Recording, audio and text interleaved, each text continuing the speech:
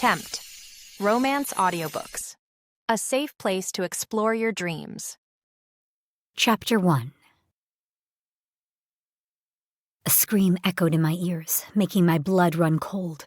The noise originated from about 2 miles away, where my pack lived, deep within the mountainous woods outside of Chattanooga, Tennessee. I stilled. That was odd. The trickling of the murky Tennessee River in front of me filtered back into my awareness. Maybe some kids were playing, or Dad was doing training rituals with the younger shifters. But that would surprise me, because tonight was the new moon. Normally, we took it easy this day of the month, when our kind was at our weakest. But maybe that was the point. I hoped no one had gotten hurt. Brushing the concern away, I leaned over the muddy edge of the riverbank and dipped my fingers into the cool water. The heavy storm from a few days ago had made the liquid more cloudy than normal, but I could still see my reflection. My long silver hair, which signified my future as Alpha, lifted in the breeze, and the olive tint to my skin contrasted with my light silver-purple eyes. The noon sun warmed the back of my neck, and the tension melted from my body. "Attack!" The faint, desperate command resonated from the distance. "Kill as many as you can!" My body froze. This was no exercise. We didn't shout frantically even when we wanted to during training. Revealing worry sounded weak. As silver wolves and protectors, we had to convey confidence at all times. I spun on my heel and ran toward the neighborhood. Damn it, I shouldn't have snuck out and hiked the 2 miles away from home. But this was the one day of the month that I could be alone for a few hours. The one day I had a reprieve from learning about my future responsibilities, which I'd inherit from my father. "What's going on?" I linked with my pack, but there was radio silence, as though I'd been cut off from communicating with them. That had never happened before. I probed my mind again for the link, while panic clawed in my throat. The only solace I had was that my chest was still warm from my pack bonds. Animals scurried in the opposite direction as me, and my already frantic heart pounded harder. Something was wrong. The silver wolves acclimated into the world, but we kept our location, and the type of wolf we were hidden from everyone, including other members of the wolf race. The only time we allowed someone from outside into our pack was when one of our own found their fated mate. To keep our pack secret, the fated mate always became one of us. It was our pack law, and a way to ensure that the silver wolf race remained hidden. So, being attacked shouldn't have been possible. Gunshots fired, and I drew magic from my wolf, increasing my speed with the animal inside. I needed to get back to my pack as fast as possible, but I couldn't risk shifting. In animal form, we revealed the kind of wolves we were to our attackers, our silver fur unmistakable. I couldn't take the risk of alerting them to our existence, in case they thought we were another regular wolf pack. The attackers could be from a pack led by an overzealous alpha who wanted to form a larger pack by strong-arming us into submitting to him. Dad had told me repeatedly that something like this could happen. It was a possibility, but I couldn't be sure until I reached them. Parts of my chest grew colder as members of the pack began to disappear, just like the time my grandfather passed. No, they couldn't be dying. Any other day of the month, I could run twice as fast. But with the moon hidden tonight, my magic was weakened even more so than the other pack members would be, because alpha blood was more connected to the moon. Even in wolf form, I wouldn't have been able to run faster. Not today. Silver wolves were much stronger than standard wolves, especially at night and on a full moon. The fuller the moon, the stronger and larger we were. But this one day of the month, we were essentially like every other wolf in the world. Nothing special. More shots blasted, and I pushed myself harder, causing my side to cramp. I had to breathe, or I'd be too winded to help my pack when I finally reached them.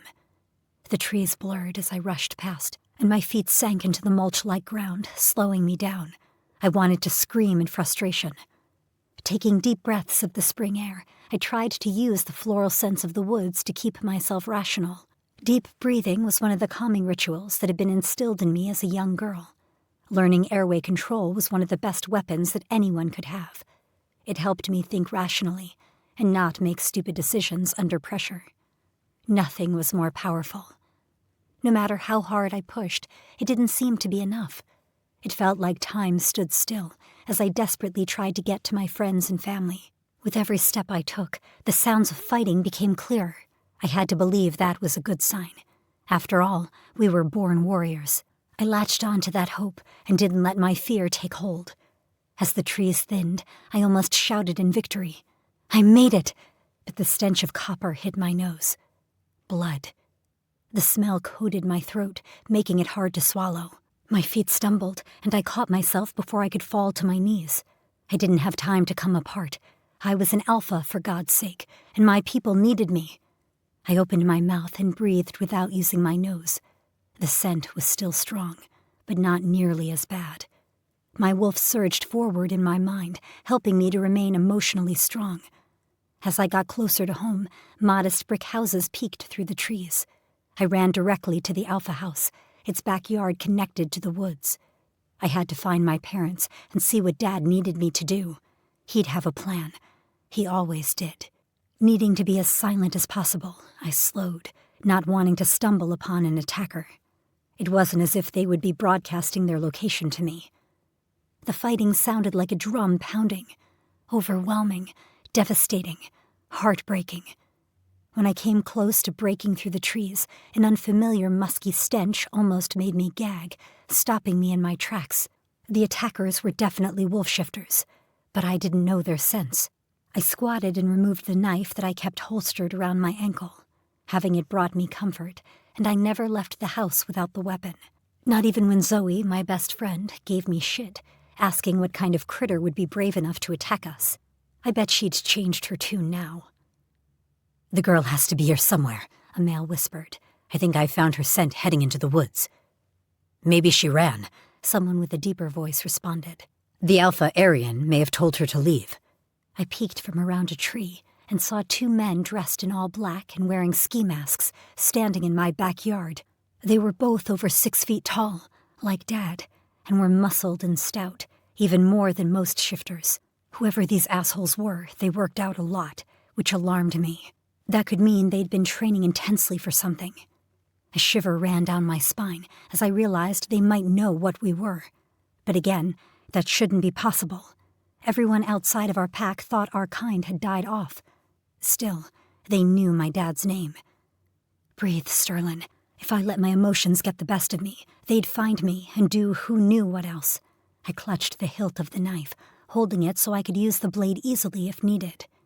I couldn't see anyone else from this position, which aggravated me.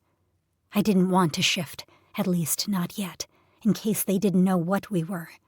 "Dad?" I tried to link to him again. Instead of a response, more screams filled the air, sounding like they came from the front of my house. The breeze changed direction, blowing against me and toward the two pricks. Damn it, I had to make my move fast. "Her scent grows stronger this way." The speaker lifted his black mask, revealing an auburn goatee, and stopped it at his nose. He sniffed deeply. "She smells like Frisia." "Are you being serious?" The other guy reached over and yanked the first man's mask back down. "Frisia? What'd you do, go paint your nails with your mom before heading over here?" My pack was being slaughtered by dumbasses who wore all black during the day and argued about scents. The enemy didn't even feel bad about decimating my pack. What kind of heartless bastards were they? Rage coiled tightly around me, and I dug my fingernails into my free palm, making blood pool at my fingertips. I took a few steps deeper into the woods and then moved toward them, hoping to catch them off guard. "Don't be an asshole, Earl," Goatee scoffed. "I'm saying she smells pretty. Maybe I'll get a chance to breed with her." Nausea rolled in my stomach. Why was he talking about breeding? "Then say that. That's at least acceptable. And don't get your hopes up. They already have someone in mind for her." The other guy shook his head. "Stop being an idiot. I got you on this crew, and you better not make me look bad. One more stupid move and I'll kill you myself." He headed toward me. I crouched behind some brush. Once they got near, I'd strike at the smarter one, Earl, before going after Goatee. Forcing myself to breathe slowly, I let calm float throughout my body. Earl lifted his hand, signaling Goatee to stop. He stalked toward me, his yellow eyes searching the brush. He was about 10 feet away, but I needed him closer. With Goatee nearby, I needed to strike fast and hard. Taking him out on the first shot was crucial. Otherwise, it would be 2-on-1, and I didn't like those odds. Goatee moved gracefully beside Earl. Maybe he wasn't as stupid as I thought. Earl glanced at his friend. "She's close." His distraction was all that I needed. I lunged forward and slammed the knife into Earl's chest, stabbing him in the heart. "What?" His words garbled as he snapped his head back toward me. His eyes widened, and he looked at his chest, blood already soaking his shirt. "Shit!" Goatee screeched. I wrapped my hands around the hilt of the knife and pulled back hard. A sickening sucking followed by a crackle sounded before the knife slid from his chest. Blood gushed as Earl pressed his hands to the wound, trying to stop the bleeding. Walking past him, I readied the knife in my hand as Goatee charged. "You bitch!" he growled and reached for my throat. I dodged him and straightened, slamming my elbow into the back of his head. He fell to his knees, and I grabbed the material and hair at the back of his head. "You're going to pay," he growled. Irrational anger. Perfect. That meant I had the upper hand. He jumped to his feet and snatched my hair. Damn it, I should have pulled it up. I jerked my head away, but he held tight and yanked me toward him. Fighting dirty it would be. I pretended to trip and fall toward him. He leaned forward, his chest helping to steady me, and spread his legs apart. As my shoulders connected with him, I lifted my leg, kneeing the asshole right in the balls. I didn't feel much of anything, but he released his hold and grabbed his family jewels like he actually had some. Interesting. Either way, my plan had worked. I punched him, and he tipped over, landing face first. Unable to bring myself to kill the asswipe now that he was the only one left, I kicked him in the head, knocking him out. I surveyed the area, anticipating another attack, but all I could see was the man I'd killed moments ago. Hysteria clawed inside me at what I'd done. We trained to fight, but I'd never killed anyone. I'd prayed every night that I would never have to. Obviously, my prayers hadn't been answered. "Sterling," Dad called. His comforting voice snapped me back to the present. I turned to face him, and almost wished I hadn't. Blood stained his white shirt, and he clutched his side, grimacing with every move he made toward me. "You need to go, now." His normally silver eyes looked more like steel, and his hair appeared a tarnished gray. The handsome man that I'd seen earlier today looked old. "What?" I jogged toward him, not wanting him to hurt himself more. "No, I need to help protect our pack." "Look," he reached out a hand slicked with blood. "They're here for you, and I can't let them take you." "For me?" My brain fogged. "Why?" "I think they want to force you into a mate bond." He glanced over his shoulder. My gaze followed his, and my world crashed around me. I couldn't breathe as I tried to make sense of what I saw. Bodies littered the ground, all from my pack. Dad and I used the thick trees of the forest to hide us over 100 yards away, as my best friend Zoe army-crawled across the road, onto the grass, trying to get out of the way of the attackers. Blood poured down her arms, and I could tell she was using all of her strength to survive. A man dressed in black ran to her and placed a gun to her temple. "I have to stop him." I moved to intervene, but warm, strong hands wrapped around my waist and pulled me backward. Dad placed his hands on my shoulders and got in my face. The loud blast of the gun made my stomach revolt. The spicy scent of fear wafted from Dad as he jerked. "Sterling, focus on me." "But—" I pushed against his arms. "I have to save them." He groaned in pain. "Those men have no intention of letting any of us live except you. There are too many for us to fight off. Most of the pack connections are now cold. Almost everyone is dead." "What?" My body froze. "Mom?" "Yes, and I'll be following soon." He nodded toward his side. Now that he wasn't holding it, I could see his wound. The gash was so deep that the muscle was visible, and the way the blood was pouring from it, I knew they had to have hit a main artery. Even with shifter healing, no one could survive that. "No, I'll take you to the hospital."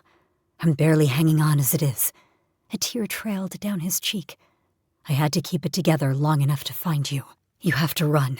Go to Shadow City. The Alpha, Atticus Bodil, will protect you, but trust only him with what you really are." "Dad, How do we know it's not him attacking us? My voice cracked. Atticus was the only person outside of the pack who knew of our existence, so it would make sense if this assault had to be on his orders. Atticus is a good man. I have never sensed any negative intent in him. I'm certain he isn't behind this. But be careful, and don't trust anyone else. One of the attackers said they're here to find you. We can't let them catch you. I don't want to leave you. Not only did he expect me to leave him behind, but he wanted me to go to a city I knew very little about. Baby girl, I love you, but you have to. He kissed my cheek. They're gathering a small group to search for you. Go, before it's too late. The Alpha is missing, someone shouted from not too far away. He may be searching for the girl. I looked at my father one last time, trying to remember his smell, his face, his touch. Daddy! I'm sorry, but I have to protect you. His eyes glowed a brighter silver as he called his last bit of strength. Alpha Will laced his words. Leave. Now. And don't come back. My wolf howled in protest as I turned and my feet moved on their own accord, following our Alpha's command. I glanced over my shoulder to look at him once more. I love you, Daddy. I placed the knife back in the holster on my ankle and took off as I heard him drop. He's here, another guy yelled. My wolf surged forward, helping me run as sobs racked me. I didn't want to leave, but I could not disobey my Alpha. The voices grew louder as multiple footsteps rushed toward my dad. I smell her, someone exclaimed. She's in the woods.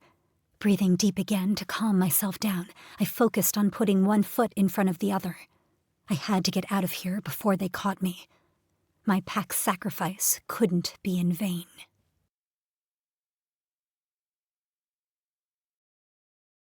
You can listen to the rest of the book in the Tempt Romance audiobooks app, available on the App Store and Google Play. The link to the book is in the description. Discover even more bestsellers and exclusive stories updated weekly, only in Tempt Romance audiobooks.